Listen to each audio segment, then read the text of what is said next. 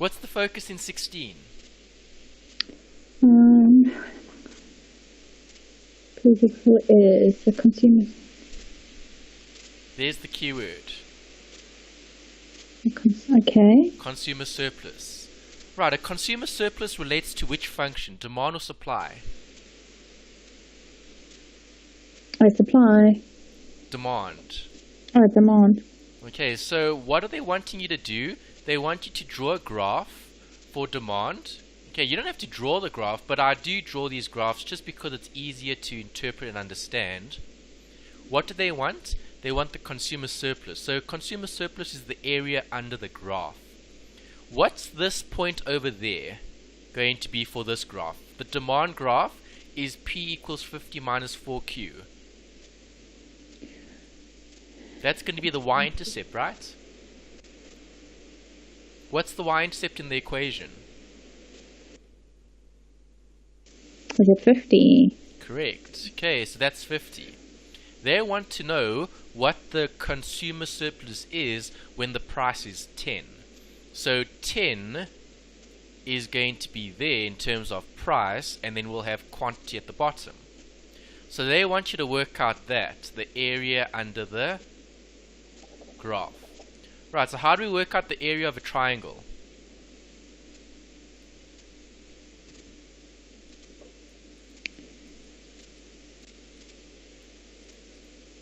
Half base times height. Is that okay? Yes. Right, so I need to now determine what the height is and what the base is. Do I have the height? Yes, I do. It's 40. The height would be 40. Do I have the base? No, I don't know what the quantity is. Okay, so what am I looking for? I'm looking for the quantity when price is how much? 10. We're looking for 10, yes. Exactly. Okay, so let's substitute all of that in. Okay, let me try to squeeze it in here. Okay, so 10 equals 50 minus 4Q. Okay, so 4Q equals 50 minus 10 is 40. Okay, divide by 4, divide by 4. 10. Q equals 10 as well. Okay, so do I have Q? Yes, I do. Q is Yes. 10. So now do 10. I have the base? Yes. Yes, okay, so it's half times the base of 10 times the height of 40. What's a half times 10 times 40? Where's my calculator? Should give you 200.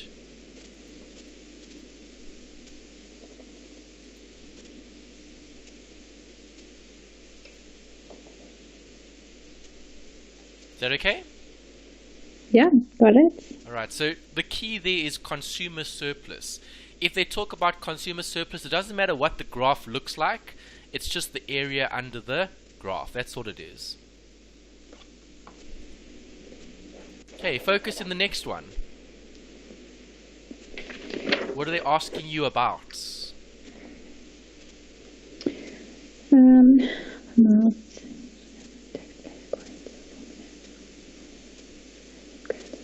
Number of recent business average mass of mouse.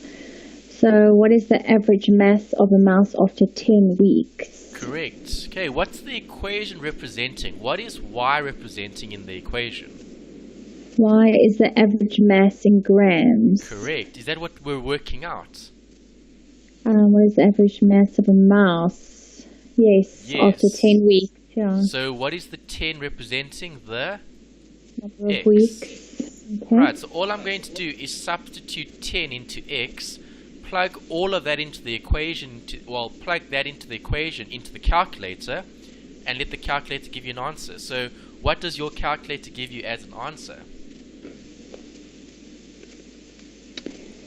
So 26.14 divided by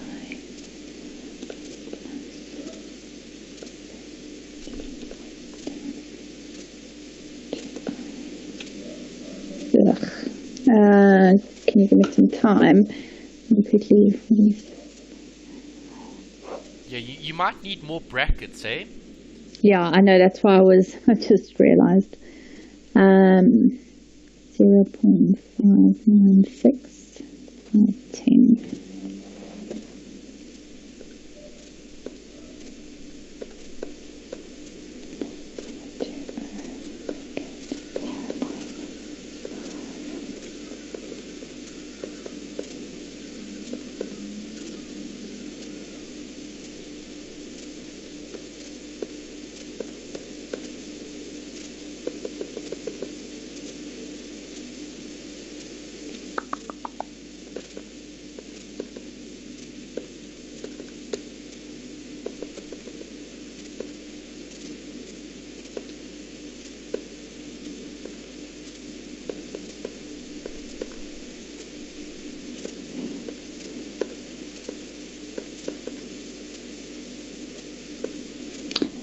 How do you do to the power of 10 again? Is it shift and then above log 10? There should be a button that has like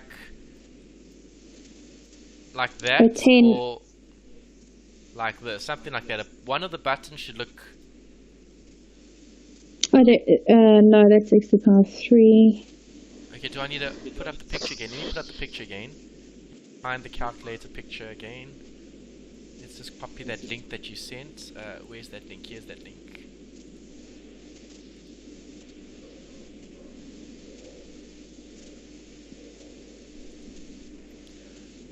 Let's see. You're using this button. There's it. The copy key. That little X with oh that one. Okay. This thing. Okay.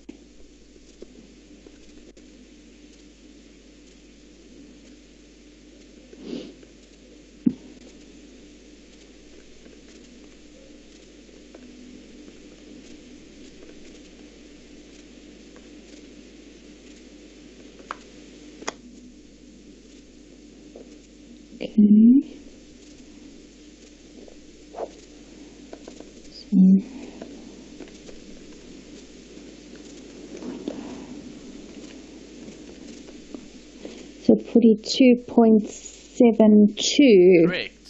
Good. Oh, good. Right, so all you have to do is just substitute into the calculator, and you do get that answer.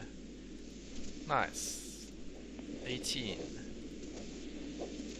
Okay, so questions like those are quite easy to approach because they're just asking you to solve for something. They want to test your ability to interpret what's happening in the question and substitute to solve. Okay, perfect. Right, 18 is also ability to interpret rather than any mathematics here.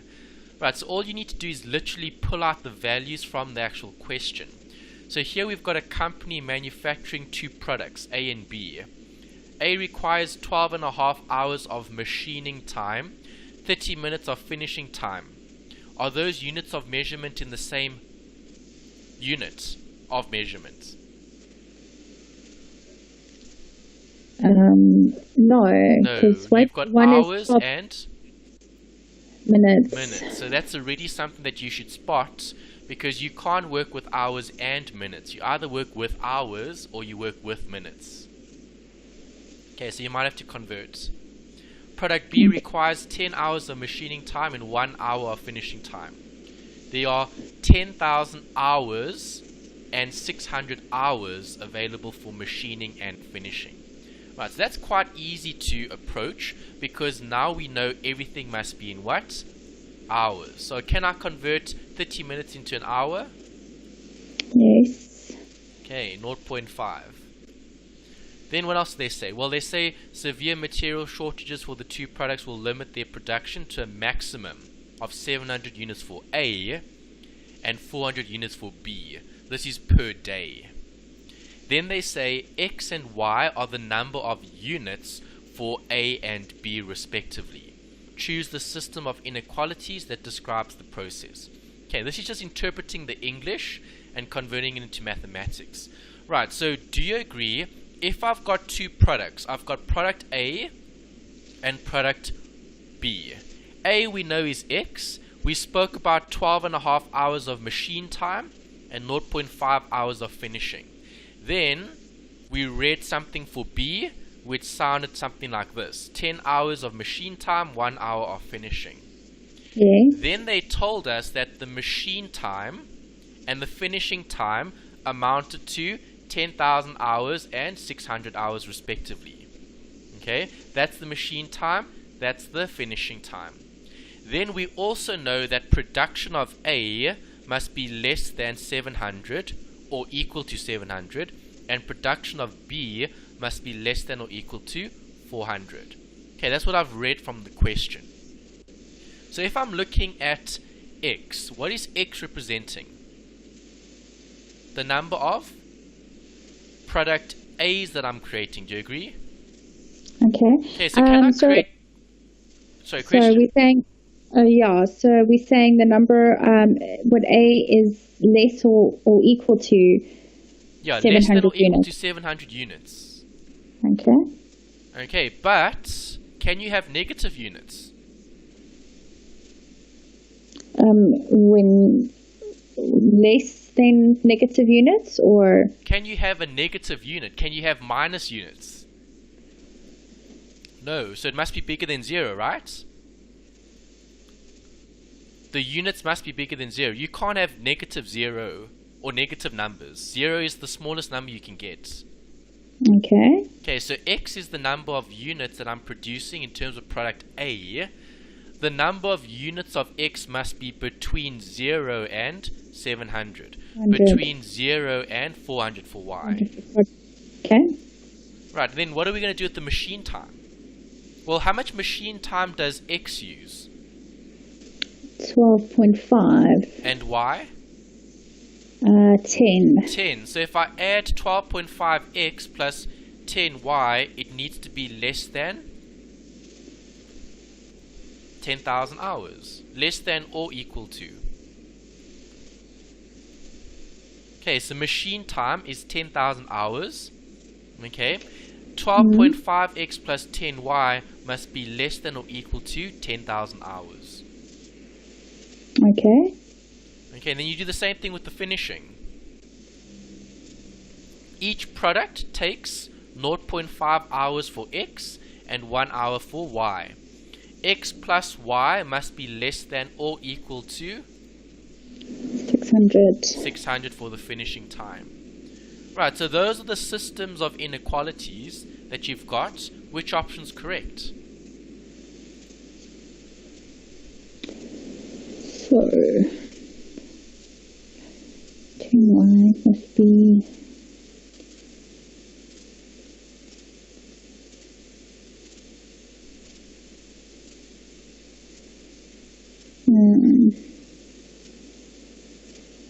less or equal to 10,000.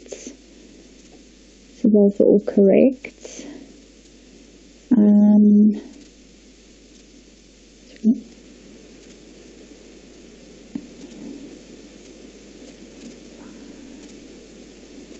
Plus 1y and 600.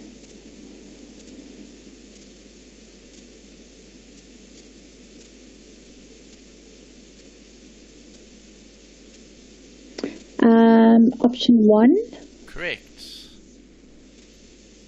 Right, option 1 is the same as all of these options that we've mentioned here. Right, so that's just literally interpreting the English and converting into some maths equation, that's all. Right, but there's no adding and subtracting there. It's just pulling out the numbers and creating a system of inequalities. Okay. Okay. 19. Okay, when they ask about roots, roots refer to the x-intercepts. So if they're telling you that the roots of the equation are x2 and x minus 3, they want you to determine the coordinates of the turning point. Okay, here I'm looking at a quadratic function, so a quadratic function is either going to look like this or like that. Okay, so happy or sad face, it's a parabola, it's quadratic, there's two intercepts. So they're telling you that those intercepts are 2 and minus 3. That's what they're basically saying in the question. So what am I going to do? I'm going to first substitute to get a equation before I can work out the turning point. Right, so if I'm looking at the equation, x equals 2 or x equals minus 3. Right, I need to factorize, so as a bracket I'll have x minus 2 and bracket x plus 3. Right, because if I put in a minus 3 there and I put in a plus 2 there, I'm going to get 0. Okay, that's what you're looking for. You're looking for the x-intercepts. X-intercepts occur where y is 0, because that's where the line or the graph cuts the x-axis. Right, let's times this out. What's x times x? X squared. X times 3 is 3x, minus 2x is 1x. 2x, minus 2 rather, minus 2 times plus 3? Minus 6. Minus 6. So there's the equation for the quadratic function. Right, what we do need to know is in terms of the turning point. Okay, so where do we find the turning point? There's two ways of finding the turning point. You can either use the derivative, okay, or you can use this equation. X equals minus b over 2a. Right, that's probably the easier one to use because that comes from the quadratic formula. Okay, remember, if you can't factorize, then how do you do the question? You use the quadratic formula, that minus b plus minus square root b squared minus 2ac over 2a. Okay, the quadratic equation. Okay, sorry, you broke. You cut off for a while. You're saying the quadratic equation is used only when I can't factorize. Okay. Okay, so if I can't factorize, then you need to use the quadratic equation. Right, this is the equation to get the x value of the turning point.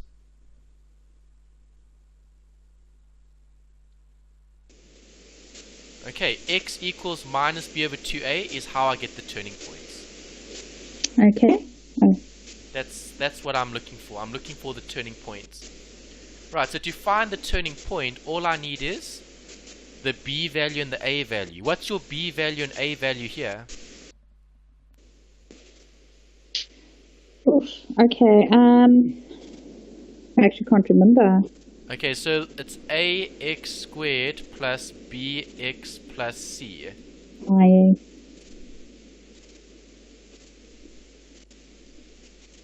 So what's a? 1. And b? 1. And c? Minus 6. Minus 6. So what's the equation? Minus b over 2a. Right, so minus b over 2a minus a half. Right, so what is minus a half? Minus a half is the x value of the turning point. How do I get the y value of the turning point?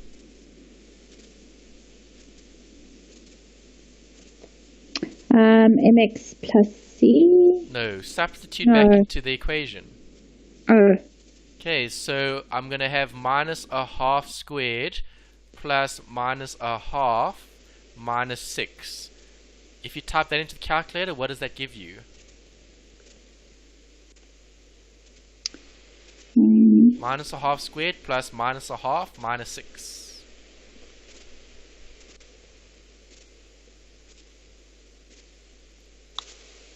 5.75. 5.75. No, sorry. 25. Yeah, I made a minus 0.5. Minus 5.25.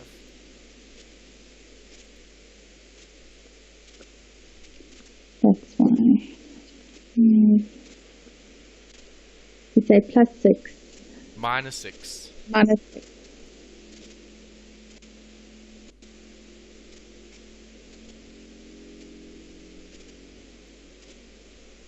Does that make sense? It does make sense. Okay, it's so just my calculations quickly on the calculator. Okay, yeah, so roots refer to the x-intercepts. That's what they're referring to. Okay, and obviously x-intercepts occur where y is 0. Right, so obviously your brackets must equal 0 because you're factorizing to find the intercept. So they've given you the intercepts. They gave you 2 and minus 3. Is that one alright? Give me a second.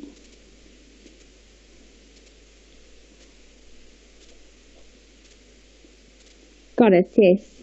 Okay. Alright, question 20.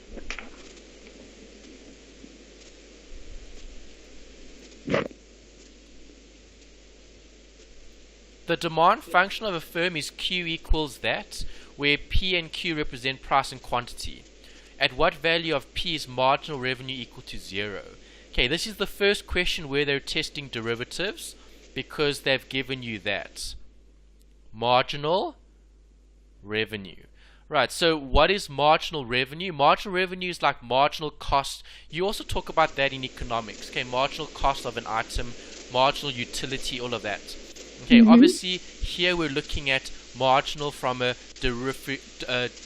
differentiation point of view. Okay, so finding the derivative. Right, so what am I going to do? I'm going to first derive the total function. Okay, so marginal revenue always comes from the total revenue. So you have to have total revenue first before you can find marginal revenue. Revenue. Okay, so if you have total revenue, to get marginal revenue, you need to get the derivative. Okay, the derivative of total revenue equals marginal revenue. Okay, so I need to find a derivative. Okay, so a derivative is a simplified, let's say, version of a function, basically. Okay, just to keep it simple, just to summarize the steps to get the derivative. Okay, so the equation for a derivative, if I have x squared, how do I get the derivative of x squared? Well, dy over dx is going to be 2x. Right, so how do I get the derivative? That is the derivative. I take this number and I multiply it by the number in front of x. Okay, so the equation that the textbook will give you is something like this. They give you a function that looks like this, xn. Okay, that's the function. Okay, then they talk about the derivative. And the derivative is nx to the n minus 1. That's the derivative. Okay, so you times the n into the number in front of x, and then you subtract 1 from the exponent. Okay, so I'm just revising theory. Obviously we're focusing more on the past papers, but some of the theory you do need in terms of understanding and interpretation to apply it here. Okay, so I've interpreted this as being a derivative question because I had that clue in the question. Marginal revenue. Marginal revenue means find the derivative of the total revenue. The derivative of the total revenue gives me the marginal revenue. So did they give you revenue in this question?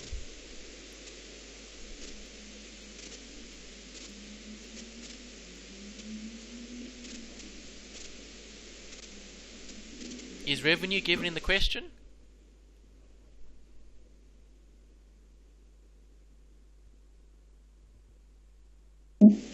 P and quantity. Price times quantity, yes. Price times quantity gives you revenue, right? If you know how many items you're selling, and if you know how much each item costs, you'll be able to work out the total sales. Okay. Okay, so do I have price? No. Do I have quantity? No. Yes. Oh. Okay. Okay, so that's price times quantity. But what is P times 150? 150p. What is P times minus 0.5p? Minus 0.5p squared. Okay, so there's your function for total revenue. Total revenue equals that. Okay, how do I get marginal revenue? Marginal revenue is the derivative of the total revenue. Okay, that's the function. Right, so what do I do? Well, P's exponent is a 1. Okay, so 1 times 150 is 150. P1 minus 1 is P0. Any base to the power 0 is what? X to the 0. 100 to the 0. 2 to the 0. 3 to the 0. Anything to the power 0 is what?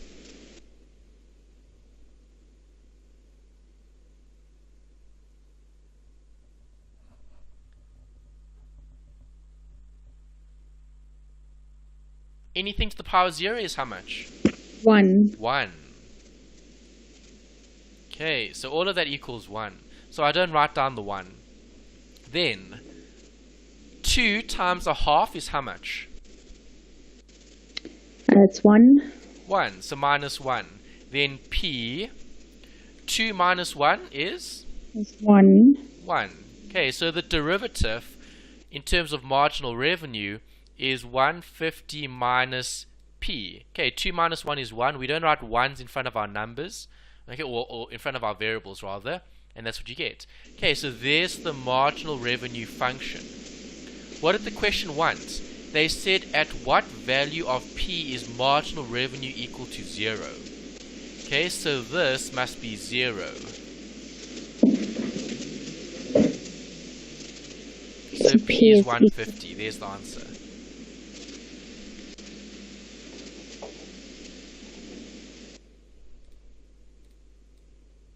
Okay, so the only theory that you had to remember from your textbook in terms of derivatives and application around the derivatives is knowing what marginal revenue is. Marginal revenue is the derivative of the total revenue. How do I get the marginal revenue? I first need total revenue. Once I find the derivative, I'll then have a function for it.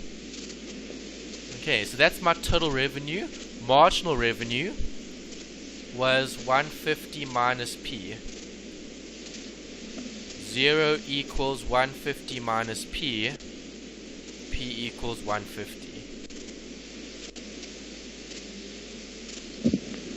Okay, 150 should be there. Yeah, it is. It is. It's option 4. Okay. Right, question 21. Again, we need to find what the focus is. What is the focus here? What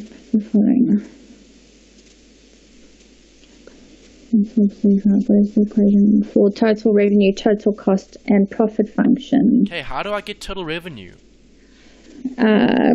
Price times quantity. How do I get total cost?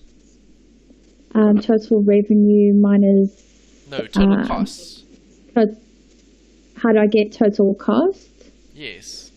How do I get total cost? Total cost. I've got to think a while. Fixed costs and variable costs.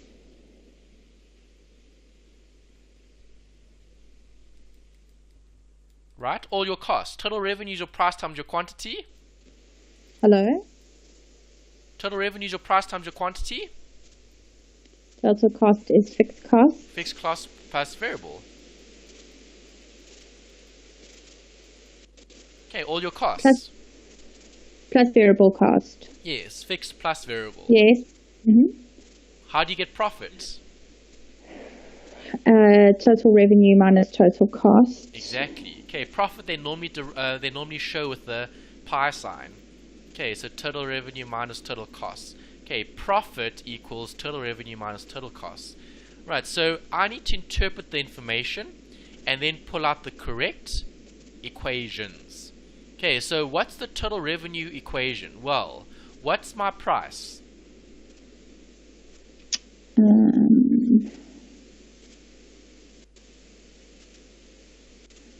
Price is each lamb costs 150 produced and is sold. So your price is 350. 350. Good. So your quantity is Q.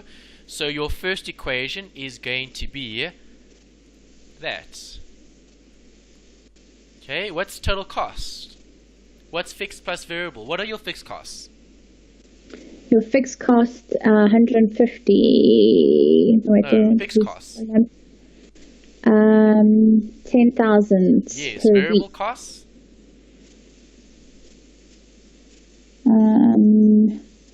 Each lamp costs 150 to produce. Is that your variable cost? Always get confused with variable cost. Yeah, variable cost is the production cost. So if I manufacture more goods, I'm going to have more costs. Okay. So it's going to cost me 150 per unit if I manufacture more items. So the total cost is the fixed plus the variable. The fixed won't change, the variable will based on quantity. Okay. Do you agree? Yes. Okay, and then profit is what? Well, the one minus the other, right? Yes. Okay, so total revenue minus total cost is going to give me profit. Make sense? Mm-hmm. Which option are we going with? Just quickly work it out. Minus 150.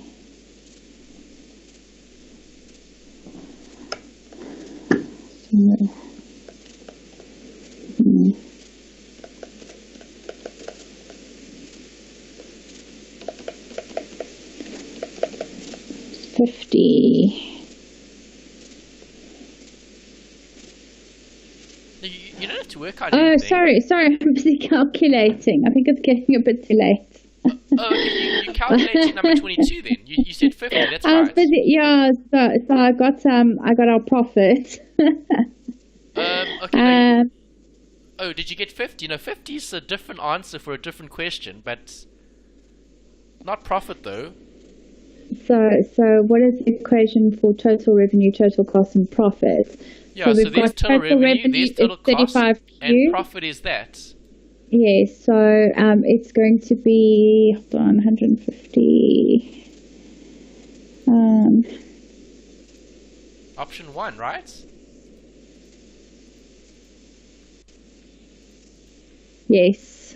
Okay, that's question 21. 21 is get the right equations before you can calculate anything. Right, so what is question 22 asking you for? Calculate break-even quantity per week. How do we calculate break-even? Do you know? No, I honestly can't remember. Okay, so break-even point is given by that equation. Fixed costs over selling price minus variable costs.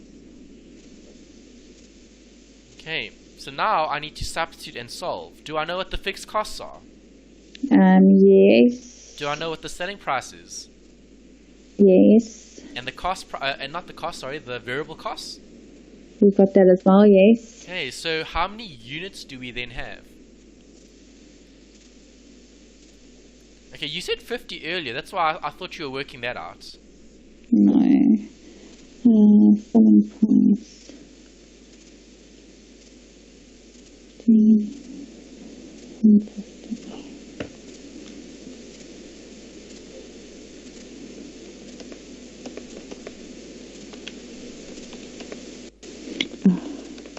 Is that okay? I'm sorry, I'm just calculating. 50. Yeah, so it's fine.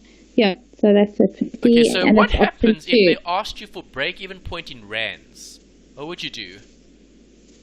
They didn't ask for rands here, but if they did, what would you do? So they asked for calculate break-even quantity per week. Let's say if it was in rands. They said break-even point in rands. You've got the unit, then what do? Times it by the selling price. Right. Okay, that's just something additional. Sometimes they might ask you for rands. If they do, then you would multiply by the selling price. Okay, so what does that mean for the business? Well, this means the business needs to sell 50 units to break even. Once they've broken even, they've carried their costs. They've covered their costs. Okay, the business will continue to operate. Okay. Any unit sold after the 50th item will be generating profit. Profit. Okay. Okay, and then if they wanted you to talk about the rand value of the sales, if this business makes 17,000 Rand, well 17,500 Rand in terms of sales, then this business breaks even. Okay, any sale greater than that will then be seen as profit. Okay, what is question 23 asking for? How many lamps were produced and sold if they made a loss of 2,000? Okay, so what am I going to do? You've got all the equations. How many lamps produced and sold if they made a loss of 2,000?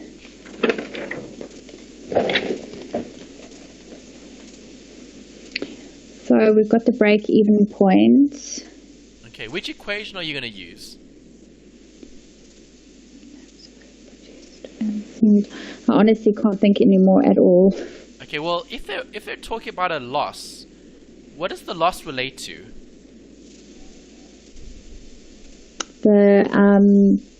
Your profits. Exactly. Okay, so I'm going to use that equation, right? Did I make a profit? No, you made a loss. So what am I going to put here? Minus 2,000. Do you agree? Because that's the loss that the business has made. Okay, did the business make a loss?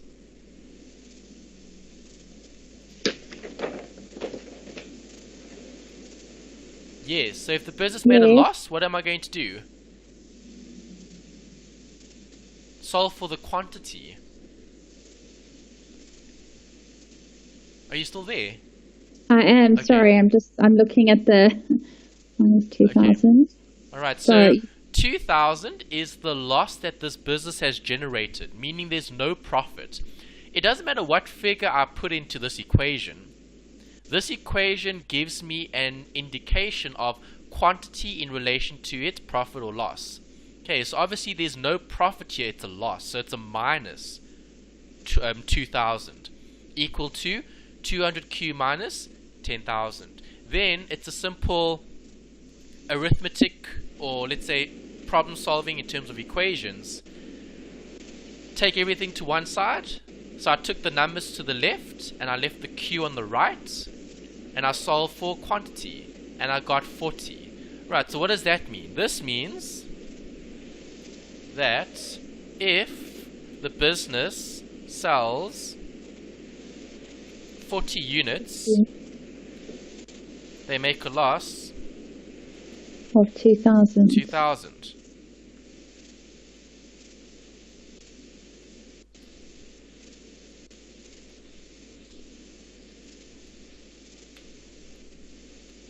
Okay, so you just had to use the profit function in order to calculate the quantity, because they asked you where or how many units does the business need to sell in order to generate the loss. Make sense? Just give me 1 second.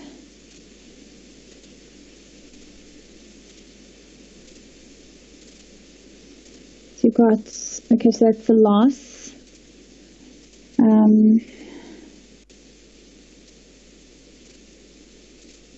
Where does the 200Q come from? 200Q minus 10,000. That was the equation that we had earlier. That was from question 21. The equation for profit. What is profit? Total revenue minus total cost. What was the total revenue? Yes, okay. What was the total revenue? That. What is the total cost? This.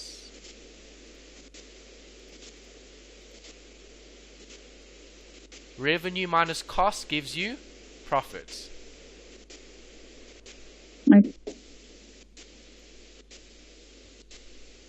Okay, so the equation that you had from question 21 was required to get the answer in question 23.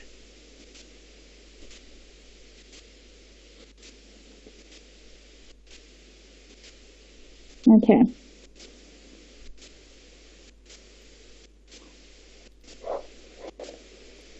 Right, focus for 24.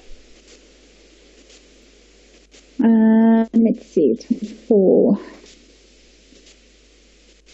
Okay, and the values of x for which the function has a maximum or minimum value. Right, so here's another derivative question. Okay, when you see maxes and mins, you're looking at derivatives. Okay, so again, we need to find a derivative to get the min or the max. Okay, the theory says mins and maxes occur where the derivatives equal 0. That's where they occur. Okay, so if you make the derivative equal 0, you're going to find the minimum or the maximum. Right, so all I need to do is literally get the derivative. Have you got the function? Yes, you do. Okay, so we just apply those steps that we had earlier. Okay, remember I had this, x to the n. That's the function.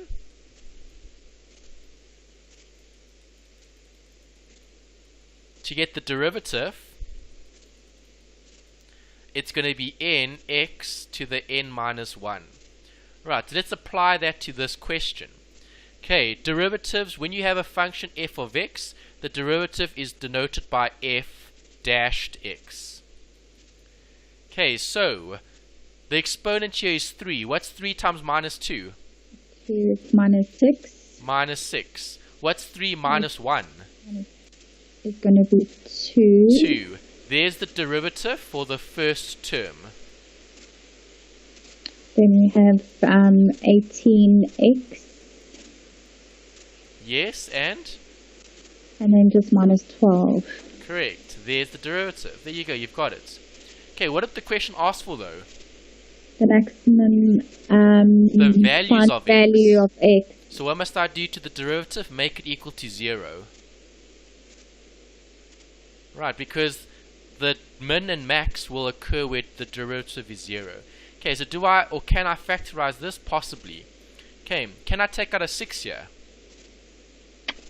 Yes. Yes. Okay, so the next line I'm going to have naught equal to minus 6 open brackets x squared. Take out minus 6 from this, gives me minus 3 x. Minus 6 times minus 3 is plus 18x. That's fine. Then if I take out a minus 6 from the minus 12, I'm going to get a plus 2 close brackets. Can I factorize the brackets? Yes, I can. Okay, so I'll have a bracket x minus 2 bracket x minus 1. Okay, minus 2 times minus 1 is 2, so that's fine. That gives me that. Minus 2 minus 1 gives me minus 3, so that's correct. Okay, so what's the x value is going to be? X is going to be 2 or x is going to be 1.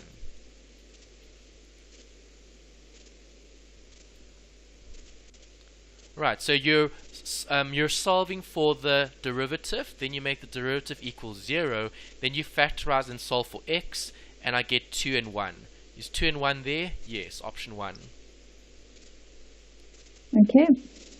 Okay, so the key here was spotting this. When you see min and max, you need to use derivative equal 0. Okay.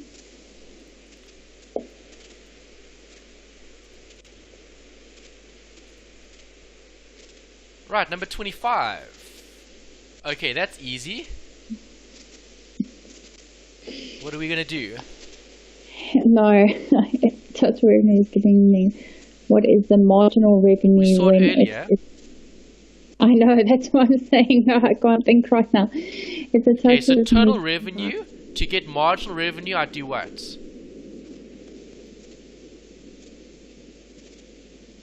Marginal revenue. Get the when derivative. Oh, yes. Okay. Marginal yes. revenue comes from Revenue. total revenue. So what's the derivative of this? Let me just write this down. So it's going to be 10x minus No, 2x. 10x what? Oh, sorry. So 10x to the power of 4 minus 2x plus 10. Yes, there's the derivative. What did the question say? What is the marginal revenue when x is 5? So now what do I do? So you would just replace x with 5. Exactly. And what's the answer going to be?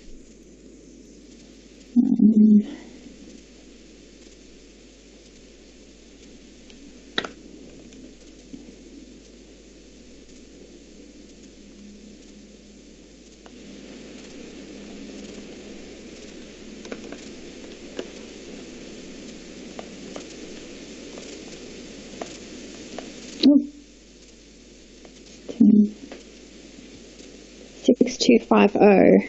Correct, option 2. Good. Okay, question 26. More derivatives, I think. Let's check. It is. Yes, find the derivative. Okay, so now these are challenging questions because you've got all these fancy stuff in terms of numerators, denominators, you've got square roots and all of that. Okay, what's the how-to when I do a question like this? Well, you can't find a derivative as that question stands. Do you agree?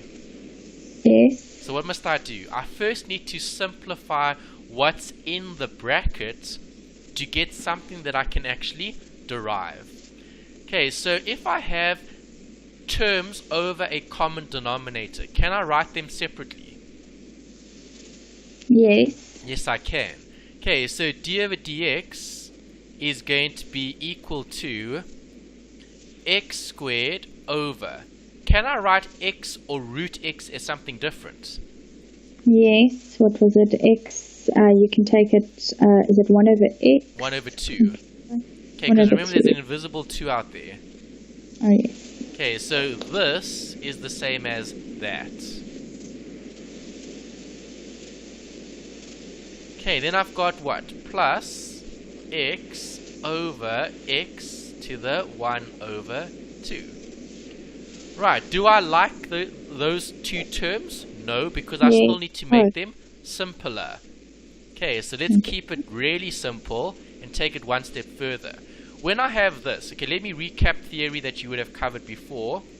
When I have something like this, what's the answer?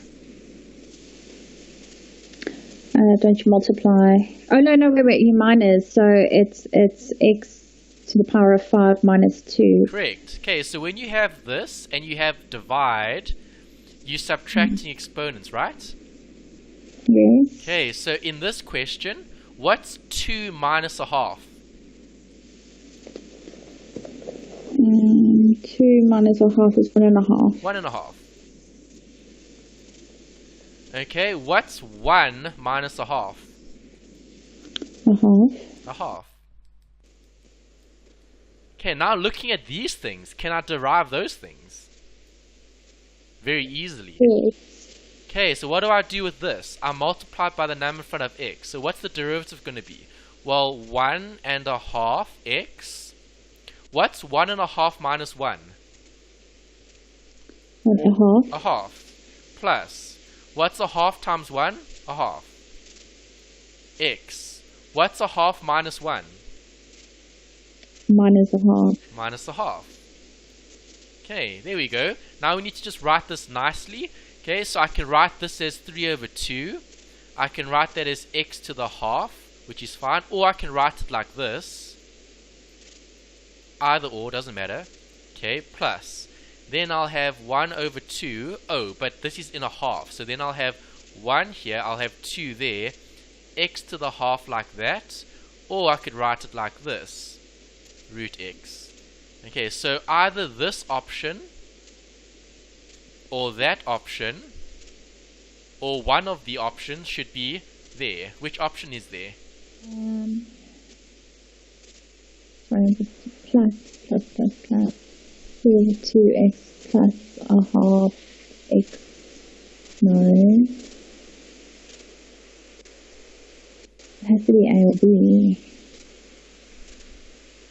So it has to be number 2, a half Option 2, yes. x. 2, yes. Option 2 is correct for 26. Oh, 6. yes. Option 2, hey, yeah. Yes. 26. Okay, so the key is just simplify it as much as you can before you do any of the rules. Okay, I'm going to give you some pages in the textbook that I think is valuable for you to go over and revise because of the theory. Alright, obviously, theory is important because you need the theory to do the workings. Okay, but with a subject like this, practicing is actually more important. Okay, it's like accounting, or it's like what other subjects? Okay, well, math subjects. It's very practical. So when you see something like this, the first thing that should stand out to you is simplify.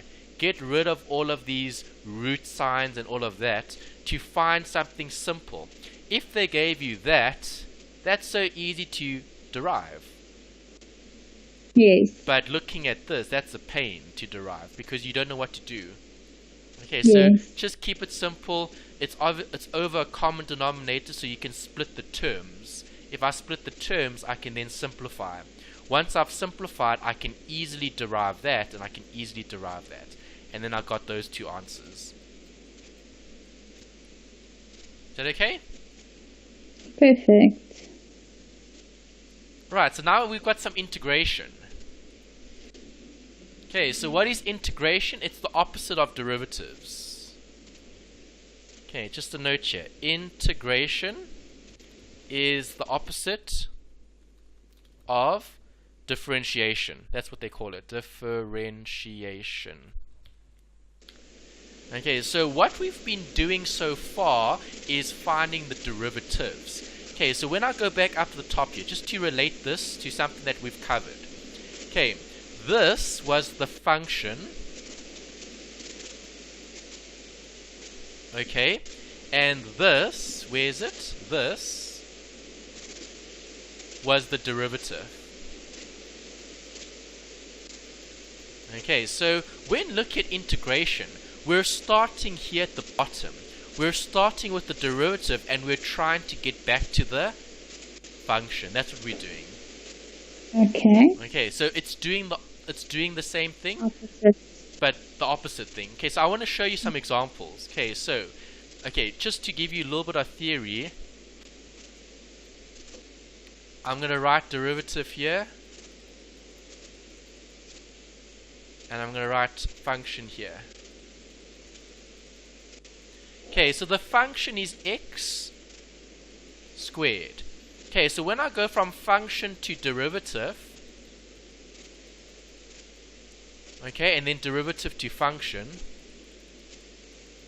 okay, right, so when I go from function to derivative, what's the derivative of x squared? 2x. 2x. Right, so now this was what? Well, this was differentiation. That's what you're doing on the right. Okay, on the left here is what we're focusing on now, which is integration. Okay, so how do I do integration? I just work backwards. Okay, so I'm starting with 2x. Right, so you already know what the answer is, right? What is the answer going to be? X squared. X squared, exactly. Okay, so what's the rule for integration? Well, let me write down the rule. Okay, so when you have let me think now. Okay, yes. Okay, it's xn plus 1 over n plus 1. Right, that's the integration. Okay, when you have the derivative, okay, the d over dx. Okay, so from d over dx to get the function, you're writing down the variable, okay, the base, and then you're adding 1. Because remember, what did we do before? We subtracted 1. Okay, so what's the opposite of subtracting 1? Adding 1. Yeah, okay. Alright, so when I look at this function, there's the function. So what do? I write down the 2, I write down the x.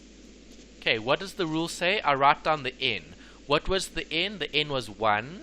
Then I add 1. Okay, because what is the variable here? 1. It's 2x to the power 1, right? Yes. Okay, so now I'm adding 1. And then whatever I have there in the exponent, I also write down in the denominator. Okay, so what is 2x to the 1 plus 1? It's 2x squared. Do you agree? Yes. What is 1 plus 1?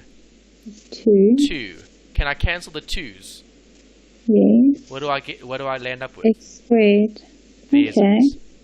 See, that's the integration. Okay, so integration is just this. Okay, add 1 to the exponent divided by the 1 plus 1. Right, if you look at the textbook, they'll give you this. Okay, I'll give you some page references just now in terms of theory. Okay, but that's the theory. The theory says just write down the x, then raise the power by a plus 1, divide all of it by n plus 1. Whatever you have there, you write in the denominator. Okay. Okay, so let's do another one. X to the 3 is the function. What's the derivative? It's 3x squared. Okay, so now what do I want? I want the function from the derivative. Do you agree? Yes. Okay, so where am I going to start? I'm going to start here. Okay, so let's write that down. Okay, if I'm starting here, what would the notation... Okay, let me discuss notation as well while we're at it. Yeah. What would the notation look like? It'll look like this. Okay, dx. Right, that's the notation for integration. Okay, so if I want the function from this, what am I going to do? I'm going to say equals. What do? I write down the 3, I write down the x squared. What does the rule say? I add 1 here, and then I divide all of it by the same thing. 1. Yeah. What does that give me? 3x to the 3 over 3, which is what? It's going to be x to the power of 3. Yes, okay, and then when you look at integration, they also add a plus c here, because remember, when we look at derivatives, the constants always fall away. So we don't know what the constants are. We don't care what the constants are, because any constant will always fall away when you find the derivative. Okay, for example, let me give you this. 3x squared plus 6. What's the derivative? What's dy over dx? It's going to be 6x. 6x. Okay, if I give you this, 3x squared plus 10, what's the derivative of that? 6x. What happened to the 6 and what happened to the 10? Yes, it fell away. It fell away because you don't have derivatives of constants. Okay, and that's why I start with 6x. So let me do that. Integrate 6x. What is the integral of 6x? Well, 6x, 1 plus 1 over 1 plus 1. 6x squared over 2. What's 6 over 2? It's 3. 3x squared. So 3 There's the function plus c, constant. Okay. Okay, because see, look at this. That's what I started with. That was the function. That was the function. Okay, that was the derivative, right? Here, there's the derivative. There's the function. Doesn't matter what constant you have. I can have plus 6, I can have plus 10, I can have plus 20, plus anything. It makes no difference to the function. Is that okay? Yes. Makes sense. Okay. Alright, so let's do the question now.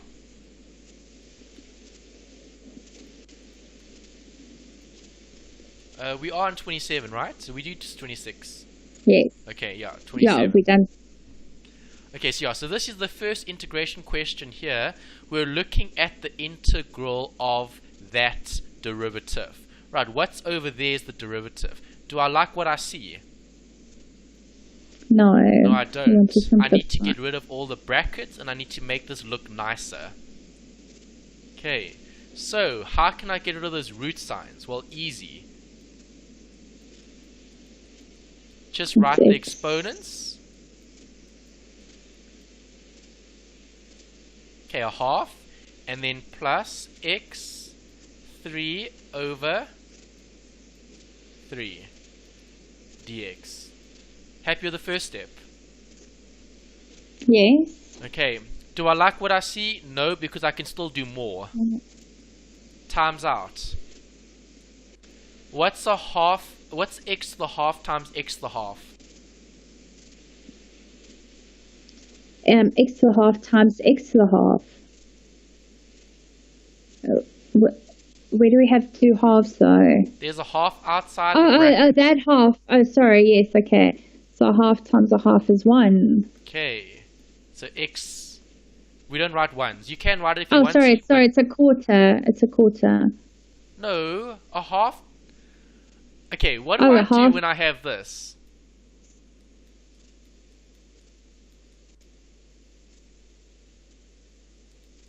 Answer here is what?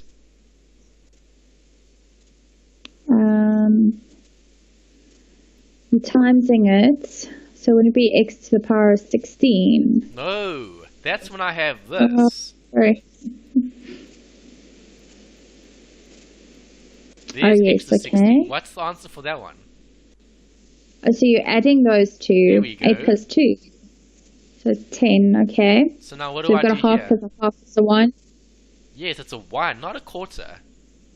So I should have, okay. Okay, Yes. you're adding exponents. When you're multiplying exponents, you add the exponents. Okay, then a half plus, what's 3 over 3? It's 1. Yes, so x, it'll just be 1 and a half. 1.5. Okay, do I like what I see now? Yes. Yes, because this is easy to integrate. Okay, so let's integrate. Let's find the function. What would the function be? Write down the x, write down 1 plus 1, divided by 1 plus 1. That's 1. Okay, Plus. same thing here. Write down the x, 1.5 plus 1 1.5 plus 1. over 1 and 1.5 plus 1 1.5. plus c. Okay, so let's work that out. Okay, I need to get rid of all this stuff. So we're going to have 2 over 2, so it's just going to, okay.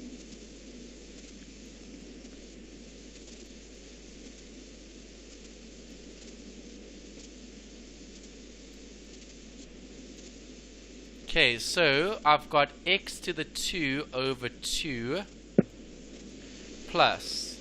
Okay, what is x to that? That'll be 2.5, 2.5. which is 5 over 2. Yes. Okay, over 5 over 2 plus c. Alright, if I'm dividing by a divide, I can multiply. So x squared over 2 plus 2 over 5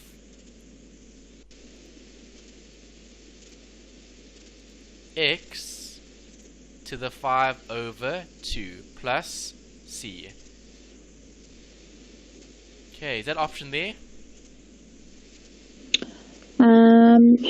X squared over 2, oh, sorry, it's gone away. Plus 2 over 5. I think you scrolled up. Do you want me to scroll down or up down? I can't see the answer. Oh, there we there's go. the answer. X over 2 plus 2 over 5. Yes, plus C. It's option 2. Yes. Okay, so question 27. Option 2.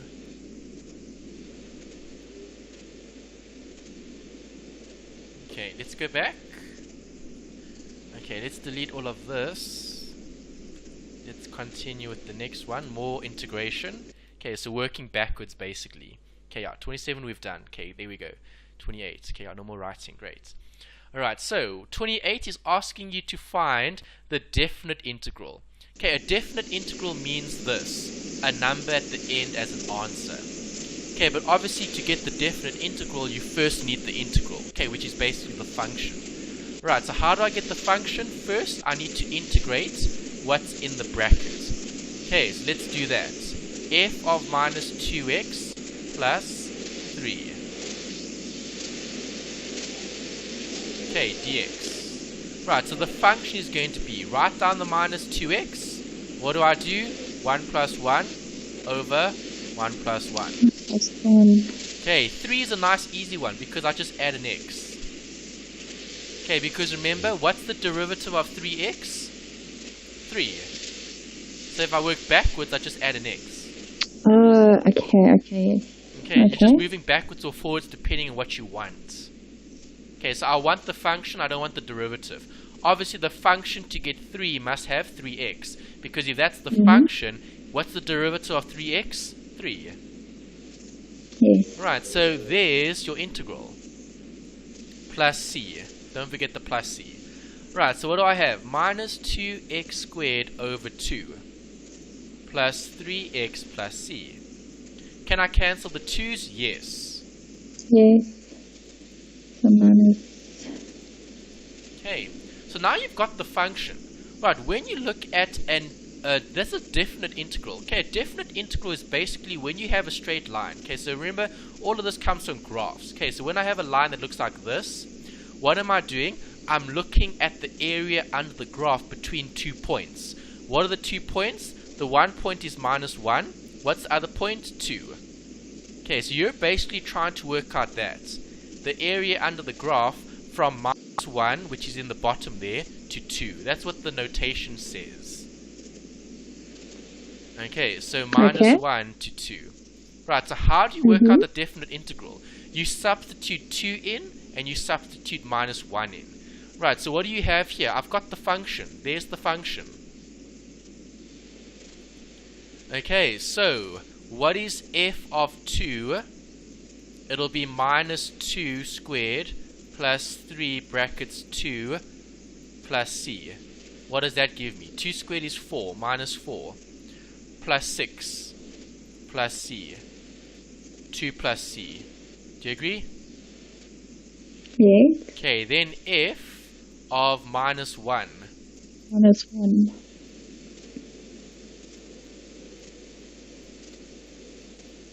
Okay, -1 squared is 1. So, -1 plus, plus becomes a minus. So, this will be -3. Plus c. -4 plus c. Okay, so what must I do? I'm looking at the definite integral. So, it's this minus that. Okay, so f of 2 minus f of -1. What is my f of 2? F of 2 was this, 2 plus c.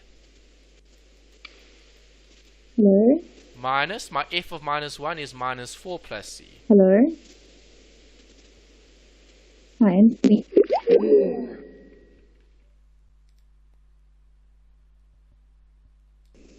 Alright, so yeah, okay. Basically, I'm subtracting the one function, which was that one, minus the other function, which was this one. Okay, which I wrote down here. The 2 plus c was the first function, and the -1 was the second function. Okay, so what do I have here? Well, now I've got 2 plus c. Minus times a minus is a plus. Minus times a plus is a minus. Okay, so what am I left with? 2 plus 4 is 6. C minus c is 0. I'm left with 6. Okay, so option 4. Yes. Okay, that was 28. Right, let's write that down. The function is this. Okay, this came from the integration. Okay, just to add an extra note there. Integration. Yeah. Integration. That's about correct. Okay.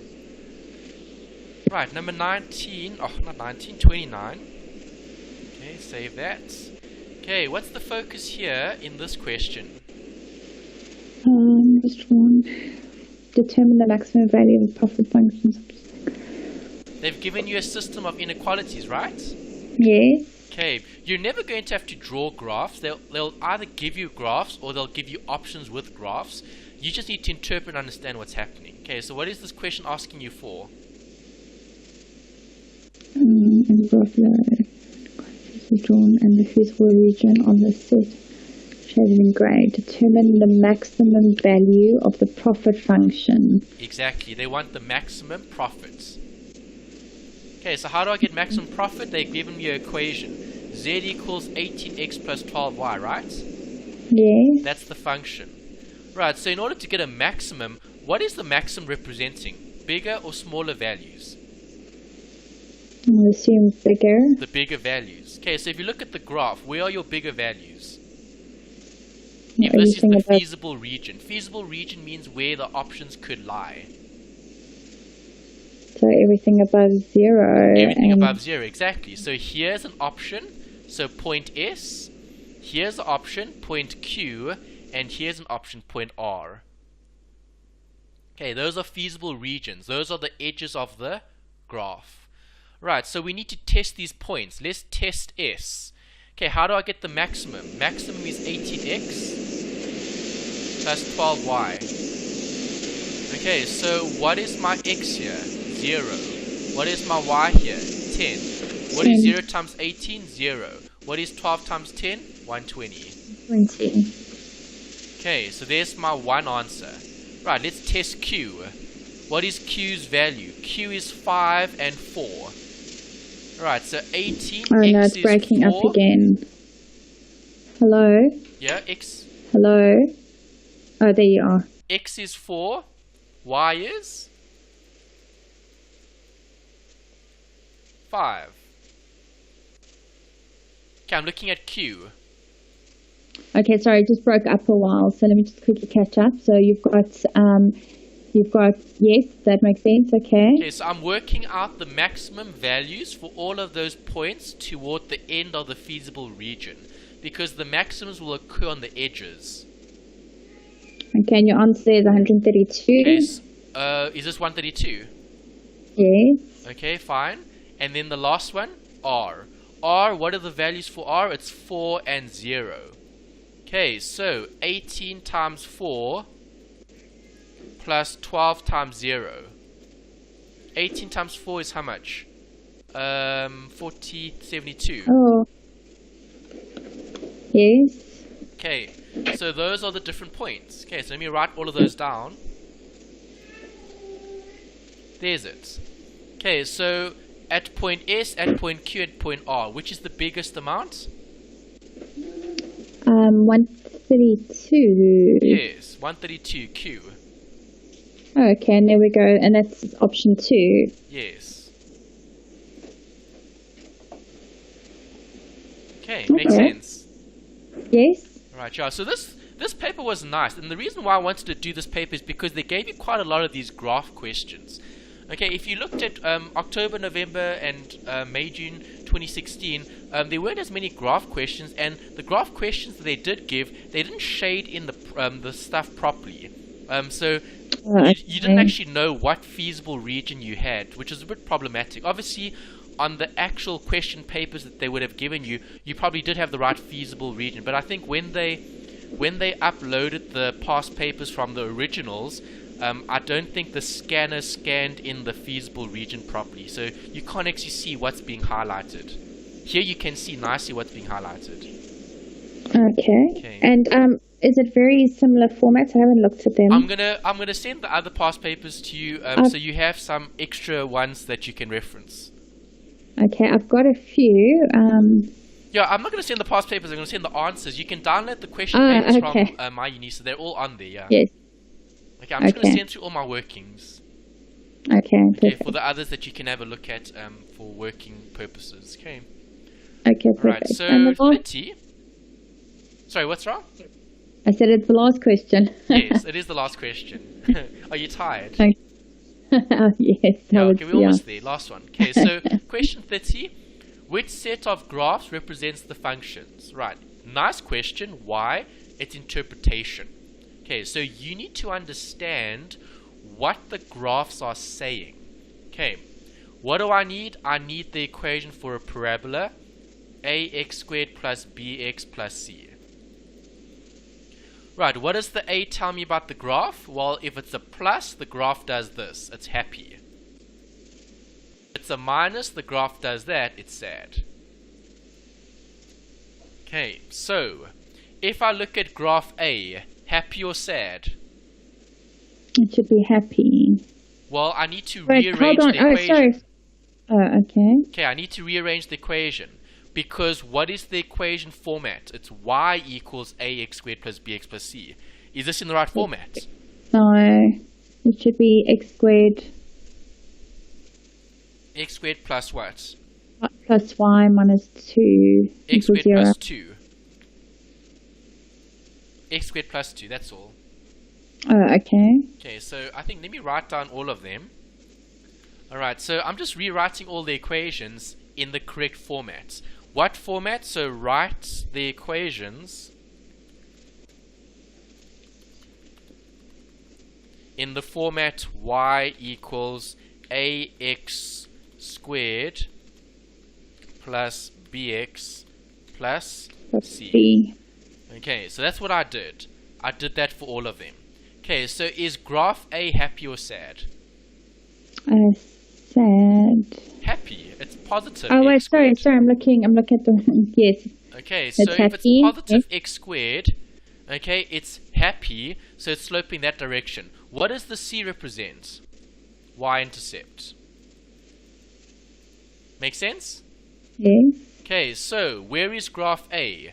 Graph A is happy, and it must cut the y at Minus 2. There's it. Okay, there's Sorry. 1. There's A. Okay, this one's wrong. See that graph? Yes. That's a sad graph. That one's out. Okay, here's another happy graph. 3 is correct. Yeah, That's for a A. possibility. There's A. And B is 4, out. there's 2. That's wrong. That's out. Okay. Okay, let's go now look at B. What's B? B is So- y equals x squared, right? I wrote it down here. Y So we look squared. at what? B equals y squared. Happy or sad? It's going to be happy. Happy graph. Okay, so if I've got B, which is y equals x squared, is there an intercept? Yes, the intercept No, is 0. It's 0. Okay, so where do we see B? There's B. There's a happy graph. So that's B. There's a happy graph. Okay. That's B. Okay, so 1 and 3 are still options, right? Okay, let's look at number C. What's C's equation? Well, if I write C, C would be what? Y equals x squared minus 3. Do you agree? Yes. Okay, happy or sad? Happy. Where's the x Sad. intercept? Oh, happy, sorry. Where's the y intercept? That's right. Minus 3. 3. Oh, minus 3. Okay, so it's happy. There's the happy graph. There's C. That's 1. Ooh, that one, not. Okay, so we don't have it with 3. That's out. See? Wrong way. It's sloping the other direction. Okay, so the answer's probably 1, but let's check the last one. What's D? Hold on, I'm just wanting to scroll up. There we go. D is going to be y equals minus x squared. Minus x squared, so it's unhappy. So it's sad. There's it. And it cuts the 0. That's at 0. That's D. And that's D. Okay, so only graph C was the wrong one Oh, perfect. for option 3. So the answer is 1. Okay, so you had to understand what the graph says. So A talks about happy or sad shape of the graph. C is the y-intercept. It's always the y-intercept. Okay, and that's what you've got. Is that okay? Perfect, yes. Alright, I just want to give you those page references for the textbook that are quite useful when it comes to the rules. Okay, so the first page reference, I'll write them down here actually, just to add it to the slides here. Okay, so some useful theory pages from the textbook. Okay, so earlier we spoke about those rules for indices. Okay, indices are those powers. Indices, I'm going to write down exponents. That's what we spoke about, exponents. Okay, exponents. There's a few rules on page 174 that can help with theory. The next page reference. Okay, these are for logs, so the log rules. On page 191, there's a lot of theory there. It's all laid out nicely. There's different rules there. Okay, some more pages. Okay, here's another one. What is this? Oh, okay, this was the differentiation. Differentiation.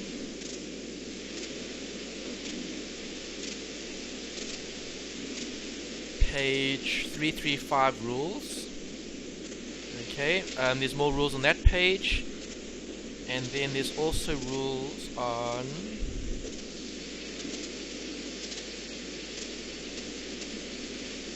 then the integration.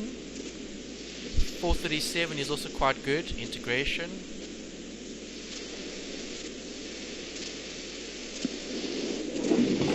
Is useful information as well, and then there's 2 more pages here. This was the that was the area under the graph. We spoke about that. Oh yeah, consumer surplus 449, and then 5, page 449, consumer surplus. 449. Yeah, they're just some page references that I've found, obviously, having gone through the theory and that during the semester. There are certain pages that are a bit more important than others from a theory point of view. They can be quite helpful and useful. Maybe I should also give you that elasticity one as well. Let me quickly find that one. Price elasticity of demand that we saw earlier. Okay, 353. Okay, 353.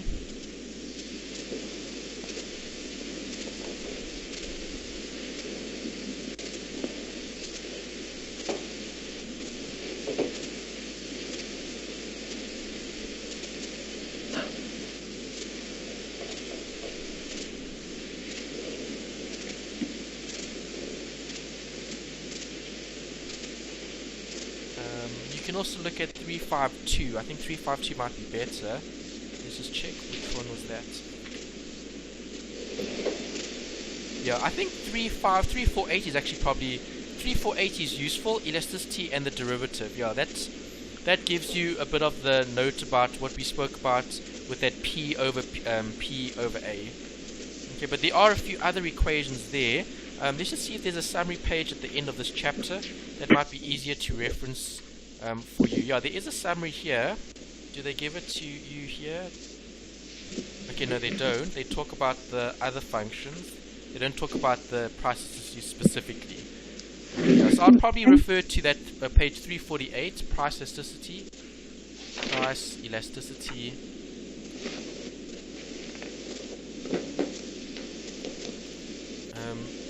This is looking at a change in. So there's a change in one over the change in other.